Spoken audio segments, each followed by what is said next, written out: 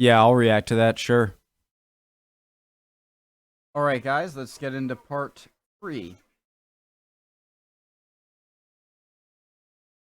How are you guys? You doing okay? Good? Great? Good. Preemptive like Admiral Yi, the bright moonlight of Hansando, extra history number 3. So I did parts 1 and 2 yesterday. I had already done parts 1 and 2 a year ago, but never finished the series, so I'm tying up loose ends. I reacted to the first 2 parts because I just there's no way I remembered what happened a year ago. So part 3, let's go. If you're not ready to learn, there's the door. Home ec is down the hall. You're in the wrong class. I'd recommend watching the previous parts, but that is up to you. Or ask someone if you can copy notes. Quiz at the end of the video. Let's go. My name's Connor. Original link, top description, Discord. Go.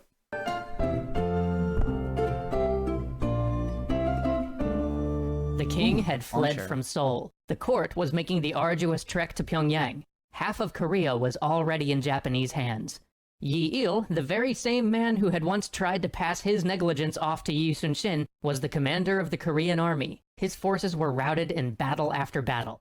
Essential fortifications and choke points were abandoned, surrendered with barely a fight. Then, in the Battle of Cheongju, the regular Korean forces, under the command of a man named Shin Rip, were annihilated. This is the moment that forces the king to abandon his capital. This is the moment that leads many to fear that Korea as a nation may not survive. But on the very same day that the king fled from his seat, Admiral Yi was destroying the Japanese fleet in Okpo Harbor. Hope for the nation lived in a handful of ships plying the coast.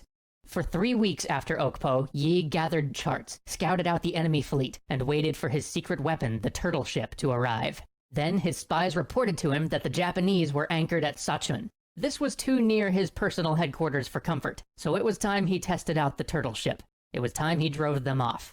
But when his tiny fleet of 26 ships arrived outside Sachun, he saw that the Japanese arquebusiers had taken up positions along the cliffs above the harbor. If he were to attack, they could pour down fire on his ships. He pondered this for a moment. Then he sent a small detachment to sail within sight of the Japanese fleet.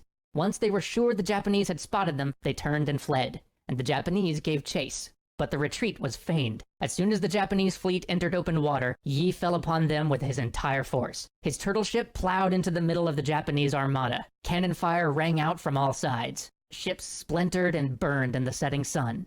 The Japanese tried to close in, but they couldn't manage to board the covered turtle ship. With the Korean warships surrounding them and the turtle ship in their midst, the Japanese fought a hopeless battle until all 13 of the ships that had pursued the Koreans to open water were at the bottom of the sea. Turtle ships. Wow, that effective. Not a single Korean vessel was lost. After the battle, as his commanders gathered for a debriefing, Yi loosed his coat, pulled out a sword, and dug out a bullet that had lodged in his shoulder. His sub-commanders were amazed. To maintain morale, Yi had let no one know that he'd been injured in the fight. But as they all sat dumbfounded, Yi simply began to brief them on what to do in case of a counterattack. The next day, local fishermen reported to Yi that the Japanese were anchored at Dongpo, and that their men were sacking the city. Yi ordered his fleet to move with all haste. He would not let another Japanese slaughter go unanswered. When they reached the harbor city of Dongpo, he once again smashed through the enemy line with his turtle ship, positioned it right next to the enemy flagship, and buried shot after shot in its side. With his turtle ship in their midst, the enemy couldn't maneuver, and because the turtle ship had heavy guns on all sides, it couldn't be flanked. It simply loosed salvo after salvo at everything around it. And while the turtle ship caused chaos, the rest of the Korean ships surrounded the Japanese. Pretty genius. I mean, it almost seems like a submarine, but on the no, that's not the best. Yeah, it seems like a submarine in the way of your fate. Like, I'd imagine it's just like it's not easy to board and get into. I'd imagine it's not very easy to get out of if it sinks.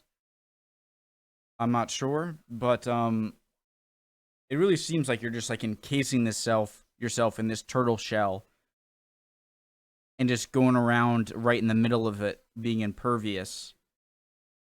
But how did they not sink this? How did they not puncture the sides with cannons? Okay. And trapped them in the harbor. At the height of the battle, one of Yi Sun-shin's sub-commanders, Kwanjun, stood upon the deck of his vessel, drew his bow, and loosed an arrow at the enemy admiral. The shot found its mark. 2 of his men then leapt upon the enemy flagship and cut off the Japanese admiral's head. Seeing their commander's head held aloft, the Japanese were thrown into a panic. Command broke down, and in the chaos, Yi's ships sank the Japanese vessels one by one. As night fell and the Koreans withdrew, not a single Japanese ship remained. 2 days later, another Korean fleet, a fleet that was supposed to have joined them before any of this began but ran behind, finally rendezvoused with Yi, bringing his squadron up to 51 ships in total. With this larger force, he began to chase down rumors of another anchored Japanese fleet sacking a Korean town. The rumor turned out to be true, and again, Yi pounced upon the Japanese while they were disorganized, plundering a town. Again, Yi sent his turtle ship into their midst, and again, he used a feigned retreat to lure them out into open water, although this time he did it to keep the Japanese from fleeing to shore if they were defeated. Again they followed, and again, upon his signal, his fleet turned upon their pursuers. Again, the Japanese admiral fell in the battle, and Japanese morale broke. Again, the Koreans trapped the fleeing vessels, and again, the Japanese fleet, 26 ships in all, was destroyed, without a single loss for Yi's forces. Turtle ship was OP. Upon hearing of all this, Hideyoshi was furious. He was so close to conquering Korea. His men had taken Pyongyang. The Korean court had been driven all the way to a tiny border village. Any further and the King of Korea wouldn't even be on Korean soil anymore. There was only one province he had not yet been able to overrun, Chola, where Yi was based. And without control of the sea, he couldn't resupply his massive army in the field. Yi must be destroyed. The order was given. There would be no more land raids from his navy until Yi's fleet was at the bottom of the Tsushima Strait. He ordered his admirals to pool their forces and to form a massive fleet to sweep aside this admiral that was causing him so much pain. The 3 main Japanese admirals were to gather their fleets in Busan, but the admiral with the largest fleet, Wakisaka Yasuharu, decided— Busan! Overwatch. Were to gather their fleets in Busan, but the admiral with the largest fleet, Wakisaka Yasuharu, decided that bringing the fleets together was taking too long. Side note, if you watched our Sengoku Jidai series, this is one of the men who would eventually betray Ishida at the Battle of Sekigahara. Anyway, eager for glory and unwilling to wait for the rest of the Japanese forces, he set out with his 73 ships. I mean, why wait? He had 73 of the best ships in the Japanese fleet, and he knew Yi's armada, however devastating they might have been so far, was a small force. But Yi hadn't been idle after his last battle. He'd been drilling his men in new tactics and constructing additional ships. With these new additions, his fleet now numbered 56, and most importantly, with 2 new turtle ships he could bring to bear. On July 7th, 1592, a local farmer came to tell Yi that he had seen a huge Japanese armada, at least 70 ships strong, in the Kyonerang Strait. Guys, huge question I have about the turtle ships. I'm gonna go back after. Is that I would imagine they are immensely top heavy because of the metal, iron, whatever it is, top thing. And so you'd think they'd be very prone to capsizing. And there's no way you're getting them uncapsized if you have the metal part underneath. But obviously it works, so they must have... Obviously you have the guns. But even the guns, they're not exactly at the bottom, the keel of the ship. Yeah, so the guns would make it even more top-heavy. Clearly they worked, and so there's something I'm missing in the engineering. Had his fleet there by the next day. Knowing the strong in the Kyonerang Strait, Yi had his fleet there by the next day. Knowing that he couldn't maneuver in the strait, Yi sent out 6 of his ships to lure the Japanese, and sure enough, the entire Japanese force followed at all haste. But this time, the Japanese faced yet another surprise. This technique of luring out the Japanese had been working so well that Yi had trained his men in a special formation called the Crane's Wing, where they would form a U around the enemy vessels that chased his ships, compressing them from all sides, making them easy targets, and leaving them no room to maneuver. The Crane's Wing descended. The sound of cannon fire ripped the air. One of the largest... I feel like there could have been so many better names than the... naval battles in world history raged for hours. But one of the largest naval battles in world history raged for hours. But when the smoke cleared, 47 of the Japanese ships were sunk and 12 were captured. Only 14 of them escaped to the harbor at Busan, and still, not a single Korean ship was lost. The next day, Yi was informed of the location of the other 2 admirals' fleets. They were anchored together at Angolpo. Yi saw the opportunity for a decisive blow, and so he set his vessels fresh off the last battle towards another attack. This time, though, no matter what he tried, the Japanese refused to be lured out of their position, so Yi sent his ships in small assault squads, using their superior range to hammer the largest of the Japanese ships, then moving clear so another squad could circle. Oh, right. Never mind. I was going to say, how is it that they have the turtle ships and they have longer range weapons and they're just superior in every way to the Japanese, but obviously earlier in episodes, the Koreans were already much superior in naval warfare and having a navy because the Japanese had to deal with mostly land disputes and land-based combat. In and fire. Never mind. The battle was long and bloody. Though still none of Yi's ships were sunk, between the action outside of Kyonerang and the Battle of Angolpo, hundreds of his sailors were wounded. It was the most damage the Japanese had done to Yi's fleet to date. But the majority of the Japanese fleet in the harbor was destroyed. Only a few ships remained, and these Yi ordered not to be touched, because many of the Japanese soldiers had fled to the nearby shore, and, as he said, many brigands escaped into the mountains where local inhabitants have taken refuge. If all the Japanese ships were to be burned, the brigands would massacre Korean citizens in revenge. As he expected, instead of slaughtering the peasants in the hills, the Japanese boarded their remaining boats and slipped away in the night.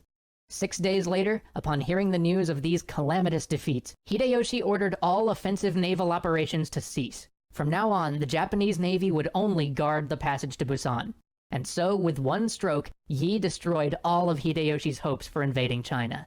And without being able to resupply from the sea, even the Japanese efforts on the Korean peninsula were in jeopardy. The supply lines to the forces occupying Pyongyang were sorely stretched, and pursuing the Korean court any further became effectively impossible. Though the Korean army had been beaten on land time and time again, Yi had saved Korea. But the war wasn't over. Join us next time for Yi's attempt to land a finishing blow, treachery, and perhaps the greatest last stand in naval history. What about Admiral Nelson? Well, I guess that's just one guy dying. Not an entire last stand. Trafalgar? Okay, never mind. Alright, guys. If you haven't heard of Justinian and Theodora. No, it's Theodora.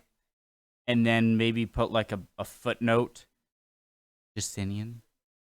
Because Theodora was, let's just say she wore the pants in the relationship.